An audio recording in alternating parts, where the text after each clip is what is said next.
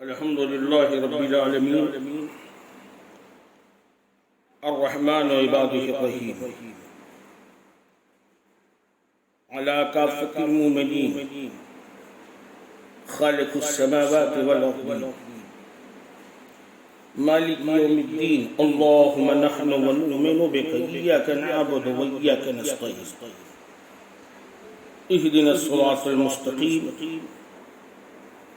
طريق أهل السنة والجماعة والحق اليقين صراط الذين أنعمت عليهم من النبيين والصديقين والشهداء والصالحين غير المغضوب عليهم من اليهود والمشركين ولا الضالين من النصارى والمرتدين آمين والصلاة والسلام على رسوله العظيم وأهل بيته الطيبين الطاهرين وصحابه الأجمعين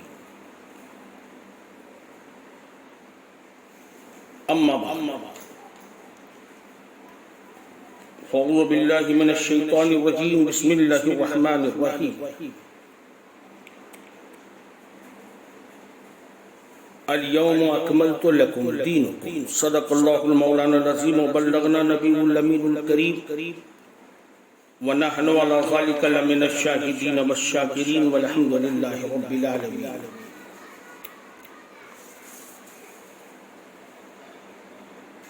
میں دہشت گرد تھا مرنے پہ بیٹا بول سکتا ہے. میں دہشت گرد تھا مرنے پہ بیٹا بول سکتا ہے. حکومت کے اشارے پہ تو مردہ بول سکتا ہے. یہاں پر نفرتوں نے کیسے کیسے گل کھلائے ہیں.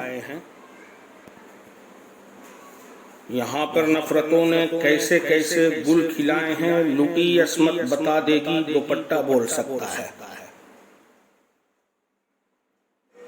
حکومت کی توجہ چاہتی ہے یہ جلی بستی. حکومت کی توجہ چاہتی ہے یہ جلی بستی. عدالت پوچھنا چاہے تو ملبہ بول سکتا ہے. کئی چہرے ابھی تک منہ زبانی یاد ہیں اس کو. کئی چہرے ابھی تک منہ زبانی یاد ہیں اس کو. کہیں تم پوچھ مت لینا یہ گنگا بول سکتا ہے.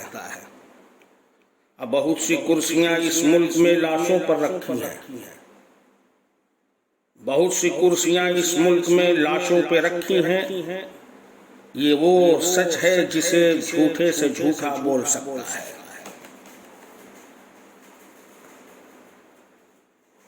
حضرات گرامی،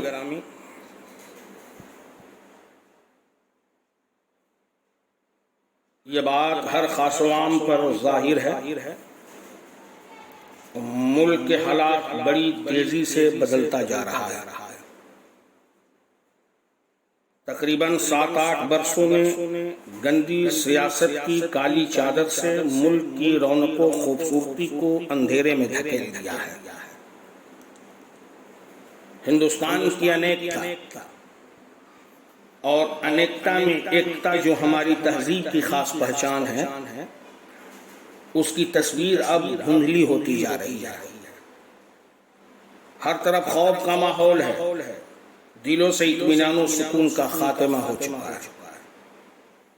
ایک جہتی اپناپن، اتحاد و اتفاق اب تو ڈکشنری کے الفاظ بن کر رہ گئے ہیں. ہر طرف، ہر شہر، ہر قصبہ، ہر علاقے، ہر صوبے میں نفرت کا ماحول گرم ہے. ایک مخصوص قوم، بلکہ میں کھل کر یہ بات بول جانا چاہتا ہوں کہ ملت اسلامیہ کو نشانہ بنایا جا رہا ہے. روز نئے طریقے سے ملت اسلامیہ کو ایک نئے فتنے کا، خطرناک فتنے کا شکار بنایا جا رہا ہے. بدقسمتی سے ہماری قوم لیڈرشپ سے خالی ہے، بنام مسلم لیڈر کم. ہماری قوم میں بروکر زیادہ ہے. حالات ایسے ہیں کہ جن پتھروں کو ہم نے عطا کی تھی دھڑکنیں، جب بولنے لگی تو ہم ہی پر برس پڑے. دہلی میں ہوئے ویدھان سبھا چناؤ کے موقع پر अनुराग ठाकुर ने एक नारा दिया था, देश के गद्दारों को गोली मारो सालों। इस नारे ने तेजाब का काम किया। देखते देखते दिल्ली जलने लगी, मस्जिदों में आग लगाए गए, कुछ नौजवान मारे गए, कुछ बूढ़े मारे गए। मरने वालों में हिंदू भी थे, मुसलमान भी थे। भारत माता के कपूतों ने भारत माता के सपूतों का कत्ल किया और इस तरह एकता और अखंडता की चादर को तार तार किया गया है। वो भूल गए कि मिला है खून शहीदा में खून हमारा भी, हमें भी याद करेगा वतन कभी न कभी। हम बताना चाहते हैं अनुराग ठाकुर को कि जनाब, देश के गद्दारों को गोली मारो सालों को, आपका ये भाषण का ये लफ्ज, ये एक लाइन यकीनन उन पर सटीक बैठती है। जिन लोगों ने अंग्रेजी सरकार के सामने माफी मांगकर जिंदगी की भीख मांगी, यकीनन ये जुमले उनके लिए हैं जिन लोगों ने माफी तलाफी करके अपनी जिंदगी की रानाई की भीख मांगी। जालियांवाला बाग से लेकर कलकत्ता के बिरला हाउस तक जिन मुस्लिम इम्मा ने, मुस्लिम उलमा ने खाको खून में अपनी लाशों को तड़पाया हो, वो देश के वफादारों में उनकी जात गर्दानी जाती है। गद्दार तो वो हैं जो अंग्रेजी सरकार को खत लिखें और माफी तलाफी करें। आरएसएस एक ऐसी तंजीम है, कैसी जमात है, कैसा गिरोह है जिसे कभी सरदार पटेल ने आतंकवादी संगठन कहते हुए प्रतिबंधित की थी। आज वही गिरोह और उसके कारकुनान देशभक्त बने घूम रहे हैं।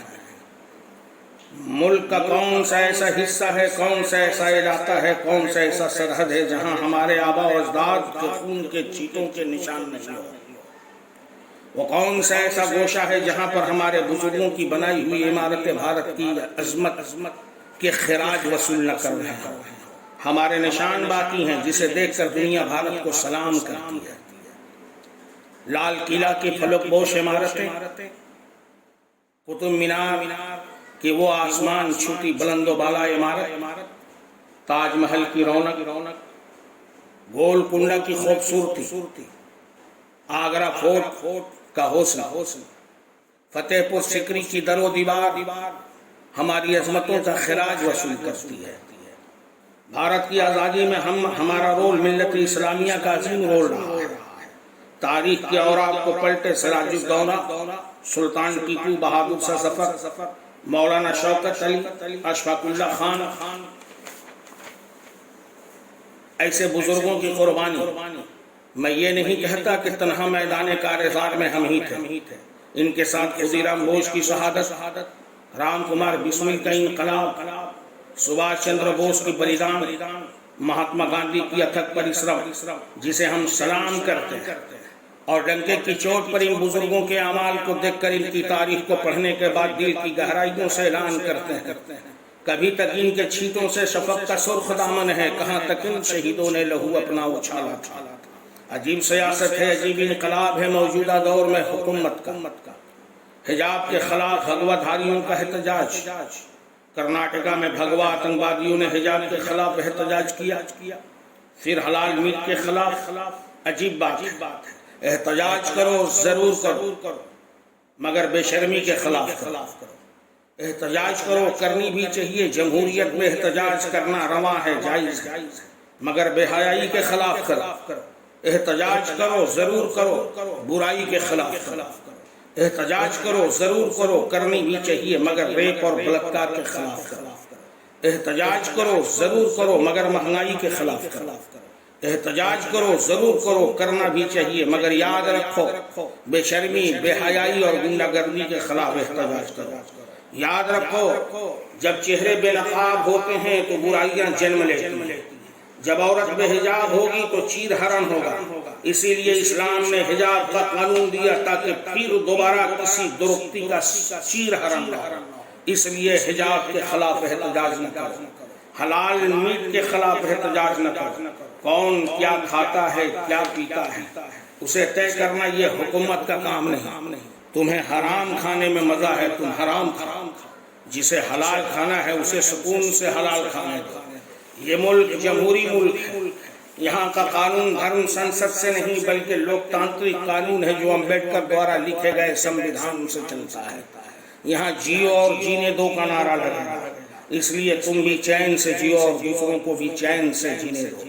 یہ ہندوستان ناتھو رام گوڈسے کا ہندوستان نہیں، یہ ہندوستان رام کرشن پرمہنس کا ہندوستان ہے، یہ ہندوستان سوامی وویکانند کا ہندوستان ہے، یہ ہندوستان پرشوتم رام کا ہندوستان ہے، یہ ہندوستان خواجہ معین الدین اجمیری سنجری کا ہندوستان ہے، یہ ہندوستان گرو نانک کا ہندوستان ہے، یہ ہندوستان قطب الدین بختیار کاکی کا ہندوستان ہے، یہ ہندوستان سنت رویداس کا ہندوستان ہے، یہ ہندوستان خواجہ نظام الدین کا ہندوستان ہے، یہ ہندوستان سنت کبیر داس کا ہندوستان ہے، یہ ہندوستان گنڈوں کا نہیں، یہ ہندوستان صوفی سنتوں کا ہندوستان ہے۔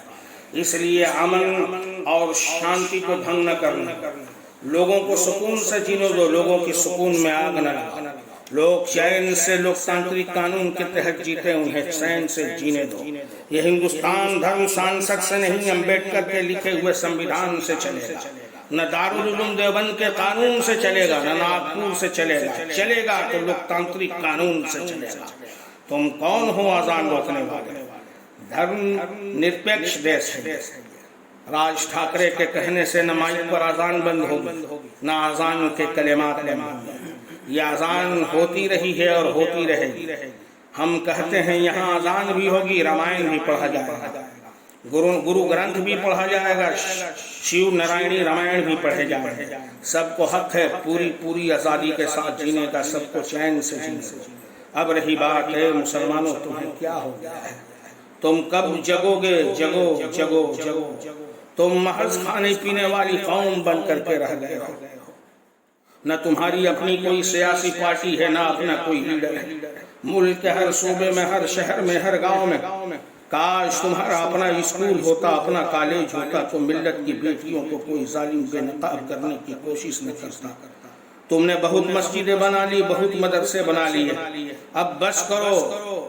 ارے 3 وقتوں کے بجائے تم 2 وقت ہی کھانا کھاؤ، لیکن اپنے بچوں کو پڑھاؤ۔ ہر شہر ہر گاؤں میں ٹرسٹ بناؤ، اسکولیں کھولو، کالج بناؤ۔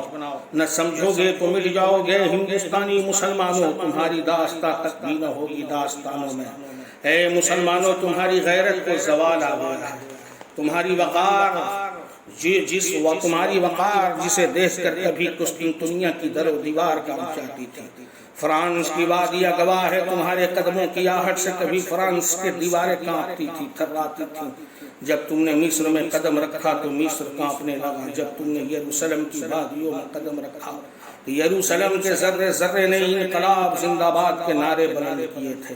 اے مسلمان، جب تم مٹھی بھر تھے تو تمہاری شان و شوکت یہ تھی کہ دست کو دست ہے، دریا بھی نہ چھوڑا تم نے، بحر ظلمات میں دوڑا دیے گھوڑے ہم نے۔ اے ملت اسلامیہ کے غیرت مند مردوں اور پردے میں، مکانوں میں، محلوں میں چھپی بیٹھی میری ماں بہنوں، ضرورت ہے شرافت کی، صداقت کی، شجاعت کی، عدالت کی۔ کاش تمہارے کردار میں سیدہ زہرا کا رنگ، اب مردوں کی فطرت و عادت میں مولا علی کی غلامی کا جلوہ ہوتا۔ یقین جانو اس دور میں ایسے مرد نر کی ضرورت ہے جو قدم ایران میں رکھیں لیکن دھرتی کاپش آسان کی۔ اس کے لیے ضروری ہے کہ تم با کردار ہو، با روشن ہو، با اختیار ہو۔ اے مسلمانوں، پلٹو اپنے ماضی کے تاریخ کے طرف۔ تم نوجوان ہو کر اپنی ملت اور اسلام کی عظمت کے لیے اپنی غیرت کو قربان نہیں کر پاتے۔